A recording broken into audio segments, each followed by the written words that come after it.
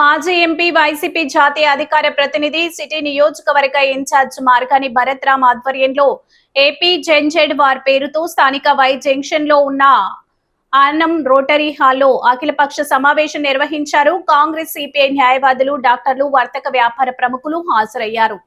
ముందుగా మార్గాని భరత్ మాట్లాడుతూ ఢిల్లీ జంతర్ మంతర్ వద్ద నీట్ పేపర్ లీక్ పరీక్ష నిర్వహణలో జరిగిన అవకతవకలకు నైతిక బాధ్యత వహిస్తూ కేంద్ర విద్యాశాఖ మంత్రి ధర్మేంద్ర ప్రధాన్ రాజీనామా చేసినట్టుగానే ఆంధ్రప్రదేశ్లో జరిగిన డిఎస్సి పేపర్ లీకేజీ అక్రమాలకు నైతిక బాధ్యత వహిస్తూ మంత్రి నారా లోకేష్ వెంటనే తన పదవికి రాజీనామా చేయాలని డిమాండ్ చేశారు.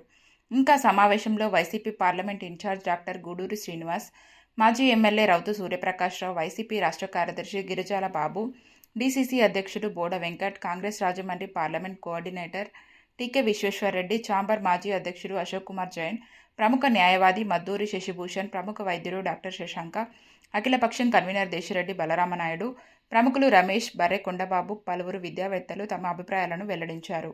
అఖిలపక్ష సమావేశంలో తీర్మానాలను బీసీ జేఏసీ ఉభయ రాష్ట్రాల చైర్మన్ మార్గాని నాగేశ్వరరావు చదివి వినిపించారు. Doctor B Sai Jahnav, doctor T Harikiran, Pativada Ramesh Babu, Adapa Srihari, Pantham Kondalarao, Vasamsetti Gangadharrao, Krishnakumar, Koduri Shantaram, Akula Bhagyalakshmi, Balepalli Muralidhar, B Pavan, B Purnimaraj, G V Sundar, Vaddi Mallikarjuna Prasad, Bezawada Rangarao తదితరులు పాల్గొన్నారు. ఒకటి, ఫస్ట్ ర్యాంక్ వచ్చిన వ్యక్తి నవీన్ అనే వ్యక్తికి ఎందుకు ఉద్యోగం ఇవ్వలేదు? రెండోది, ఒక out sourcing employee computer operator.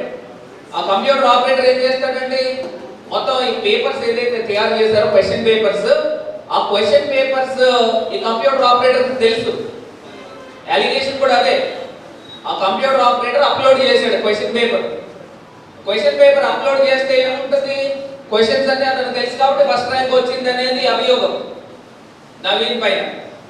ఇప్పుడు నవీన్ ఒకటే చూసి రాశాడా, లేకపోతే అతను ఎంతమందికి లీక్ చేశాడు?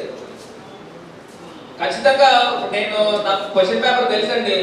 నా ఫ్రెండ్ టీకే విశ్వేశ్వరరెడ్డి గారు, ఆయనకి నేను చెప్పనా? ఆయన కూడా ఎగ్జామ్ రాస్తున్నాడు. లేకపోతే రౌత్ సూర్యప్రకాష్ గారికి నేను చెప్పనా? చెప్తాం కదా. జనరల్గా అది హ్యూమన్ టెండెన్సీ. మరి అలాంటిది దీనిపైన సమగ్రమైన విచారణ జరగాలనే కదా మా తాలూకా క్వశ్చన్. కంప్యూటర్ ఆపరేటర్కి క్వశ్చన్ పేపర్ తెలుసు అనేది అలిగేషన్ వచ్చింది.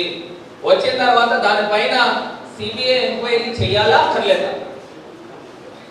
ఖచ్చితంగా ట్రాన్స్పరెన్సీ, జస్టిస్ బతకాలి అని అంటే ఖచ్చితంగా ఈ అంశాలపైన మేము అడిగింది లెజిటిమేట్ క్వశ్చన్స్.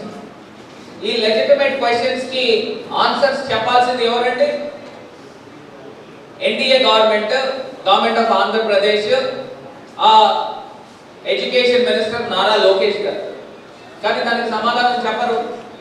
దీనిపైన ఖచ్చితంగా ప్రజల్లో, విద్యార్థుల్లో, అదేవిధంగా యూత్ అందరిలో కూడా డిస్కషన్ జరగాలి.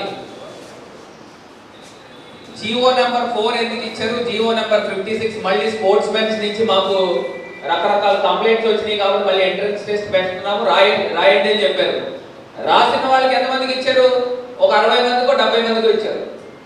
ఎంట్రన్స్ ఎగ్జామ్ రాయలేని వాళ్ళకి 380 మందికి ఆల్రెడీ మీరు రిక్రూట్ చేసుకున్నారు.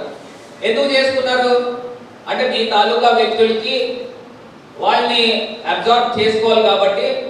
లేకపోతే మీరు అది డబ్బులు కమ్ముకోవచ్చు, లేకపోతే మీ కార్యకర్తల పిల్లలకి ఇచ్చుకోవచ్చు, లేకపోతే మీరు అనుకున్న వాళ్ళకి ఆ ఉద్యోగాలు ఇచ్చుకోవచ్చు. కాబట్టి స్పోర్ట్స్ కోటాలు ఇచ్చారు.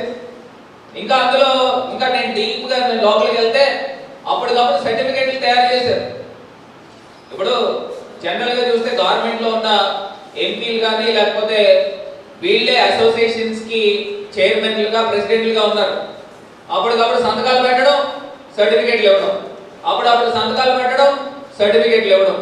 మరి ఇదే కదా జరిగింది. దీనిపైన పూర్తి స్థాయిగా సమగ్రమైన విచారణ జరగాలనేది మా తాలూకా డిమాండ్.